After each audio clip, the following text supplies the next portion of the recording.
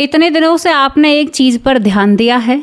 कर्मों के अनुसार हमें जात पात, गरीबी, अमीरी या ज़िंदगी में संघर्ष मिलते हैं।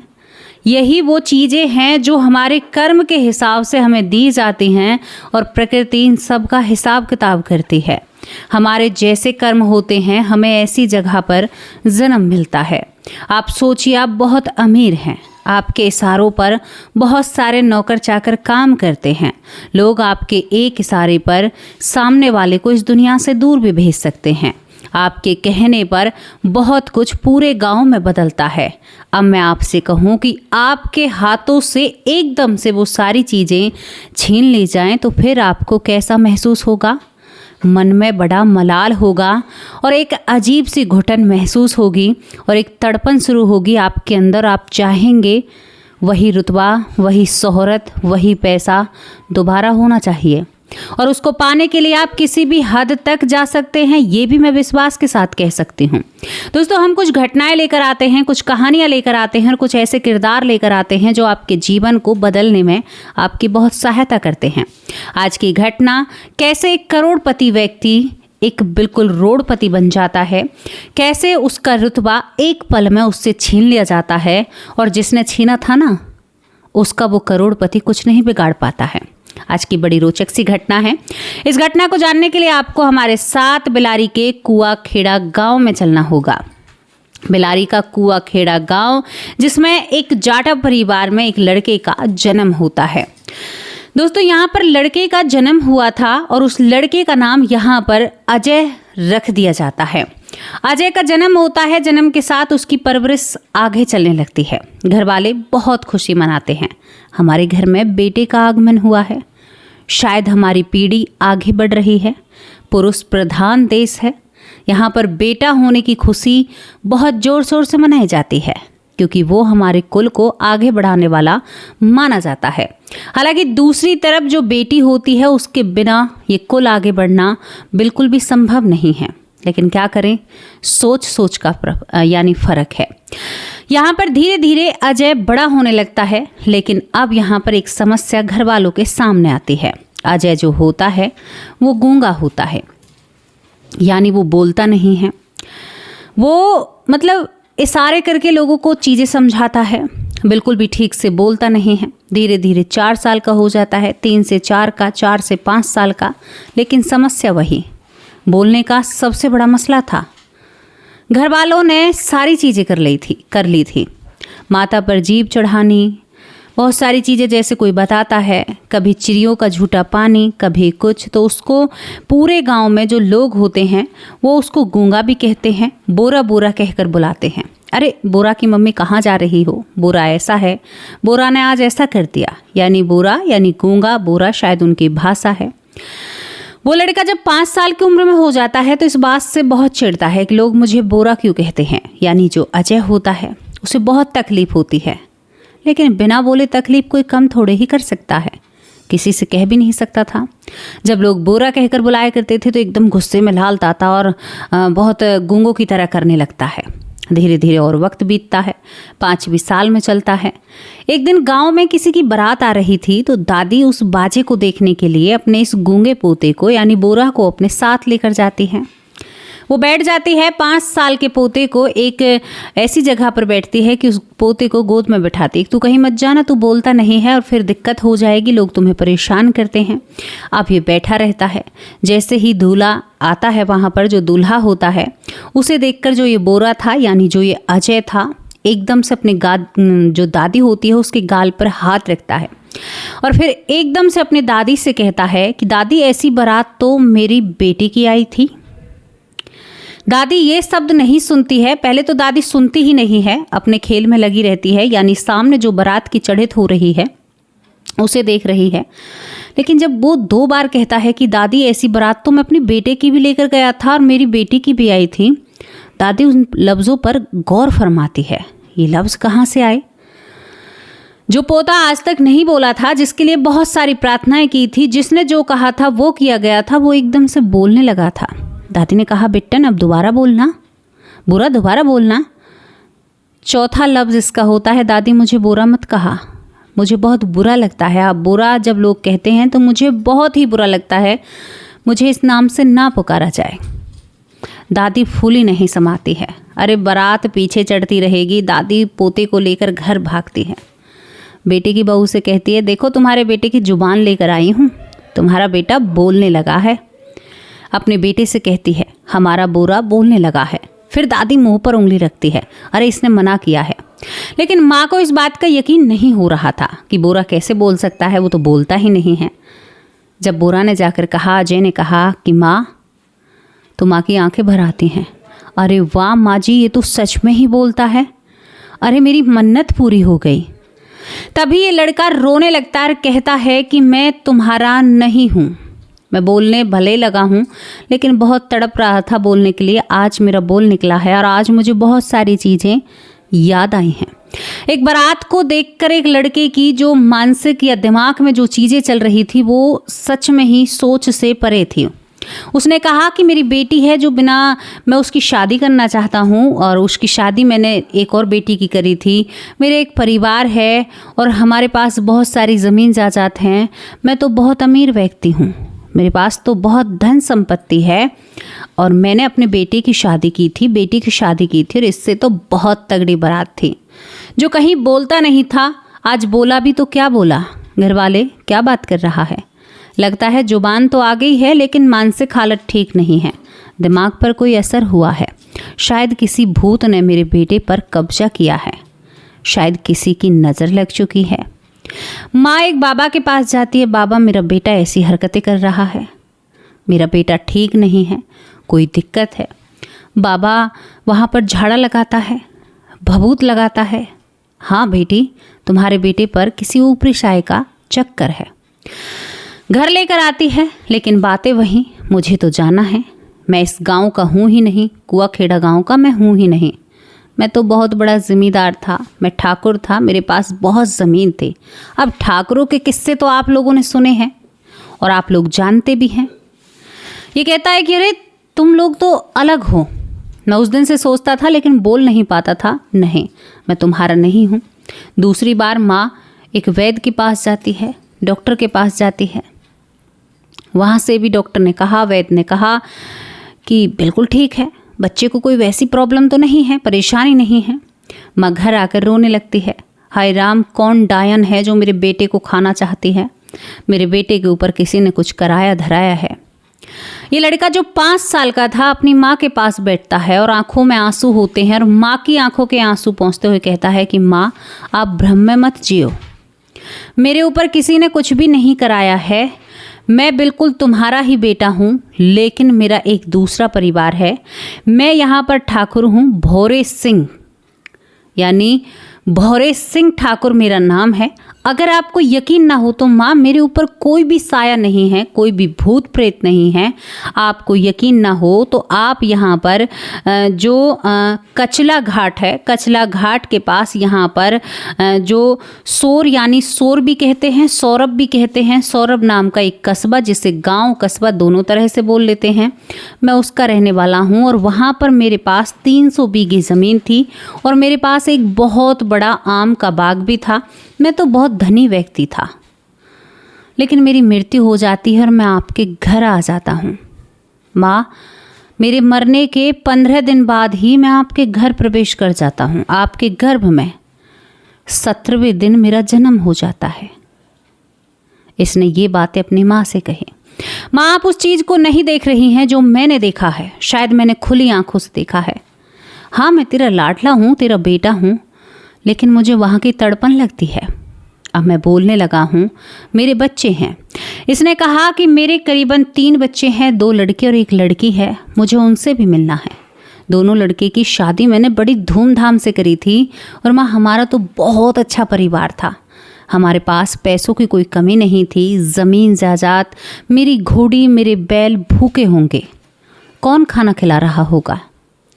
माँ बेटे की बातों को देखकर जैसे कहते ना कि भकियाई सी, यानी चेहरा उतरा हुआ सा, वो सोच ही नहीं पा रही थी ये क्या कह रहा है। लेकिन जिस चीज़ का नाम लिया था, यानी जो कचला घाट के पास के गांव का नाम इसने सौरभ यानी सोर गांव का नाम लिया था, वो गांव परिचित था, यानी घर वाले जानते हैं। दोस्तों यहाँ पर घर वालों ने फैसला लिया कि भाई जब ये उस गांव को जानता है, पति जब इस महिला का घर आता है तो ये लड़का जिसका नाम बोरा उर्फ अजय सिंह था, जो पिछले जन्म में भोरे सिंह था, इससे पिता भी पूछताछ करता है तो ये उसके सामने भी रोते हुए कहता है कि बाबा मुझे पता है और मुझे आपके पास ही रहना है, लेकिन आपके घर की गरीबी और मेरे घर की अमीरी मुझे चैन नहीं लेने देती है। मैं एक बार अपने आप को संतुष्ट करना चाहता हूँ, मैं एक बार अपने आप को समझाना चाहता हूँ। मेरे अंदर बहुत बेचैनी है, बहुत घबराहट है। आपको क्या दर्द बताऊँ मैं। जब मेरे सुख देखने के दिन आए थे, हालांकि मैंने बहुत अमीरी में जीवन बिताया है, उस वक्त मेरे साथ ऐसा हो जाता है। पिता कई लोगों से बात करता है, बुजुर्गों से बात करता है, तो बुजुर्गों ने एक ही बात कही, मन के दिमाग का वहम मिटाओ वरना आगे चल के बहुत सारी परेशानियां होंगी। यहाँ पर ये परिवार करीबन आज से 32 साल पहले या 38 साल पहले करीबन इकट्ठा होता है। इकट्ठा होने के साथ इस लड़के को, जिसका नाम यहाँ पर जिसको अजय कहते हैं, बोरा भी कहते हैं, यानी गूंगा था, तैयार किया जाता है। और जब उस गांव में ले जाया जाता है तो सबसे पहले ये आम के बाग के पास खड़ा होता है। ये कहता है कि देख रहे हो बाबा, ये मेरा आम का बाग है, बहुत कमाई होती है इससे। और आगे चलता है। गांव में प्रवेश करते ही जब गांव के बाहर जो ज़मीन होती है, तो इसकी जो ज़मीन थी वो बिल्कुल रोड के यानी रास्ते के करीब थी। रोड तो ऐसा हाईवे नहीं था वहाँ पर, लेकिन पक्का रास्ता था। और उस समय में पक्का रास्ता बनना बहुत बड़ी बात थी। आज उन लोगों से पूछो जिनकी ज़मीन रोड के किनारे है, बहुत कीमत है उस ज़मीन की। ये अपनी ज़मीन को बताता है और कहता है कि कुछ ज़मीन ऐसी है जो किसी काम की नहीं है, जिसमें खेती नहीं होती है, यानी कोई समस्या थी। और दोस्तों, इसने इस गांव में जाते ही अपने घर को पहचान लिया, जो पुराना नामी गामी घर था, जहां पर बहुत बड़ी हवेली थी। हवेली के साथ नौकर चाकर काम करते थे, घोड़ी भी थी, बर्द भी था, सब कुछ थे। बर्द मीन्स बैल। कुछ लोग समझे नहीं होंगे, वहाँ पर सब कुछ था। देखकर रोने लगता है। जैसे ही जाता है तो पत्नी काम कर रही थी। पत्नी जो काम कर रही थी, तो यहाँ पर जाते ही अजय ने कहा कि घर के नौकर कहाँ मर गए जो तुम काम कर रही हो। वो महिला यहाँ पर आम चीर रही थी अचार के लिए। वो खड़ी होती है और कहती है कि तुम कौन होते हो मुझे रोकने वाले, और भाई तुम कौन हो, हमारे घर में ऐसे कैसे घुस आए? क्या बाहर तुम्हें किसी ने रोका नहीं? ऐसे कैसे घर के अंदर आ गए? दो दो बहुएं घर में घूम रही थी, जिनके बच्चे थे। आप अपने दिमाग में सोच कर देखिए, घर में नौकर चाकर भी थे। तभी यहाँ पर ये कहता है, जो यहाँ पर ये लड़का होता है अजय, वो कहता है कि मुझे कौन रोक सकता है, मैं इसी घर का मालिक हूँ।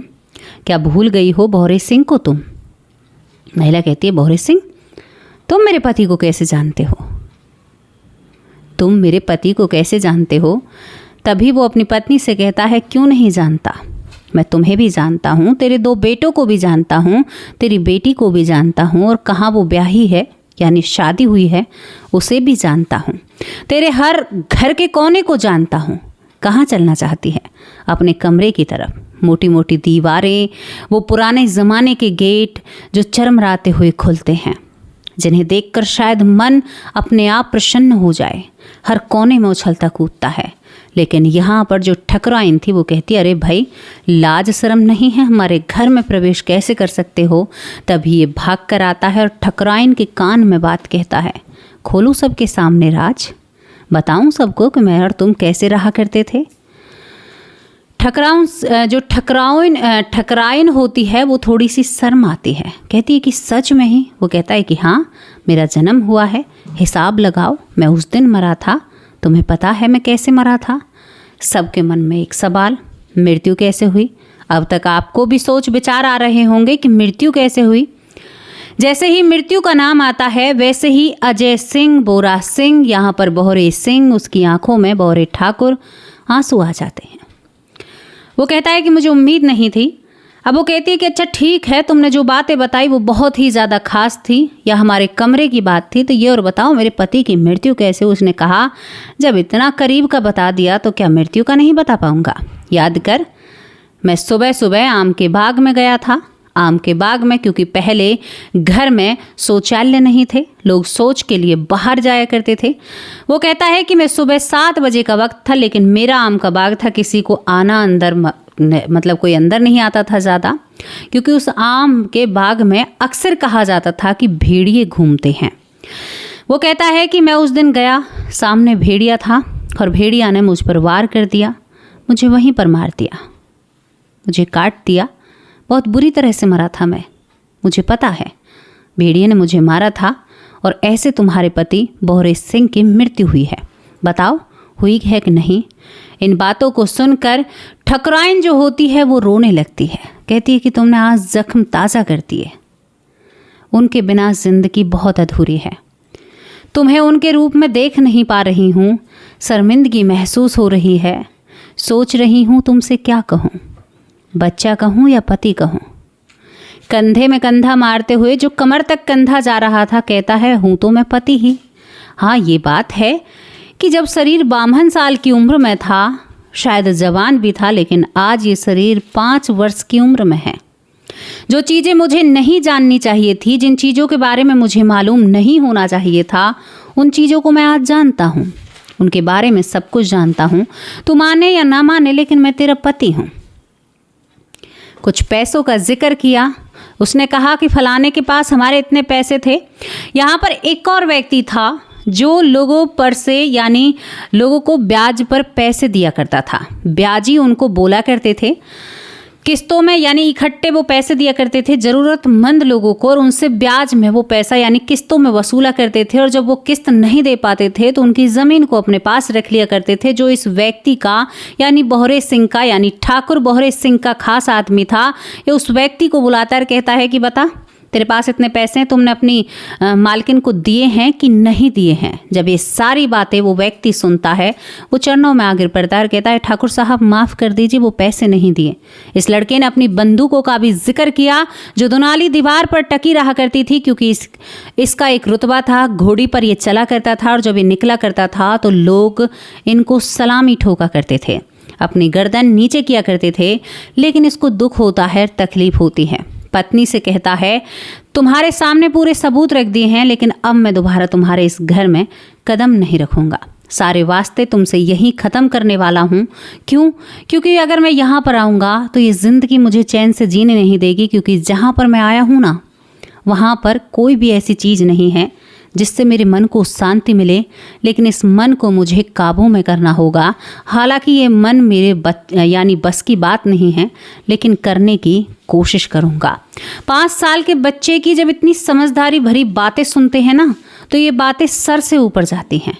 अजीब लगता है, सोचने के विचार बनते हैं। कई बार आप लोग कमेंट भी करते हैं कि ऐसा नहीं हो सकता, लेकिन ये सत्य है। सत्य आप लोगों के सामने रख रही हूँ। वो व्यक्ति आज भी जीवित है। यहाँ पर बिलारी के कुआखेड़ा गांव में आज भी एक ऐसे परिवार में रहते हैं। कहते हैं कि आज वो जीवन है जहाँ लोग मेरे कहने पर काम किया करते थे, आज मैं लोगों के कहने पर काम करता हूँ। और मुझे पता है ये भी मेरे कर्म की वजह से हुआ है। हालांकि उस कर्म को लोगों के सामने उन्होंने नहीं रखा। कई बार उनसे कहा गया कि भाई आप बताओ, लोग सावधान होंगे, सतर्क होंगे, अपने कर्मों को सुधारेंगे। उन्होंने कहा कि नहीं, जब दूसरा जन्म हो गया, मुझे याद नहीं रहते, तो शायद आप ये सवाल मुझसे नहीं करते। मैं ये सारी चीज़ें आपको नहीं बता सकता, लेकिन जो भी मेरे साथ हुआ है मेरी करने का फल है। और मैं यहाँ पर आज लोगों के सहारे से काम करता हूँ, मेहनत मजदूरी करता हूँ। पूरे दिन अगर पैसे कमाए तो मेरे घर का चूल्हा चलता है। यहाँ पर ऐसी ज़िंदगी है दोस्तों। यहाँ पर जहाँ एक व्यक्ति 300 बीघे का, यानी एक कहते हैं 300 बीघे ज़मीन होती है, कुछ कई यानी बहुत बड़ी ज़मीन एक बाग में होती है, इतनी सारी संपत्ति उसके पास होती है। आज की डेट में आज उसके पास 6 बीघे ज़मीन कुल है, जिसमें वो खेती बाड़ी करते हैं। वो बहुत याद करते हैं अपनी घोड़ी, अपने बैल, अपनी पत्नी, अपने बच्चों को। आज उनके मैं आपको बताऊं 3 बेटियां हैं, 1 बेटा है। उनका बहुत बड़ा परिवार है और वो अपने परिवार का पालन पोषण कर रहे हैं। लेकिन मन में वही मलाल रहता है कि मैं अमीर होता।